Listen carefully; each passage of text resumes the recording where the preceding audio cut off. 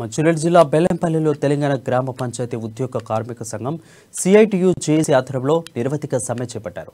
MLA దుర్గం చిన్నయ్యకు పలు డిమాండ్లతో కూడిన వినతిపత్రం అందజేశారు. గ్రామ పంచాయతీ సిబ్బందిని క్రమబద్ధీకరణ చేయాలని, కారోబార్లను, బిల్ కలెక్టర్లను సహాయ కార్యదర్శులుగా నియమించాలని డిమాండ్ చేశారు. కనీస వేతనం, ఆరోగ్య జీవిత భద్రత కల్పించాలని అన్నారు.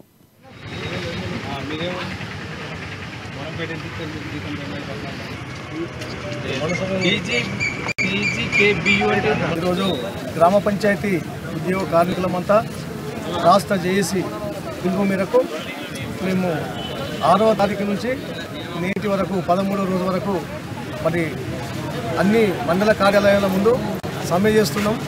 మా సమ్మెలో మా ప్రధాన డిమాండ్ల కోసం మేము సమ్మె చేస్తున్నాం.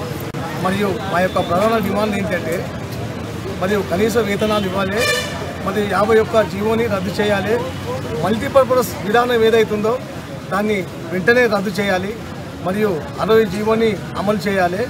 మరియు ఏ విధి నిర్వహణలో ఉన్న కార్మికులు ఎవరు చనిపోయినా కూడా వాళ్లకు PF ESI సౌకర్యం కల్పిస్తూ ప్రమాద బీమా ఇవ్వాలి, మరియు వాళ్లకు 10 లక్షలు ఎక్స్గ్రేషియా ఇవ్వాలి అని చెప్పేసి మా ప్రధాన డిమాండ్లు ఉన్నాయి. మరియు గ్రామ పంచాయతీల్లో మా సోదర మిత్రులతో అందరితో పాటు కూడా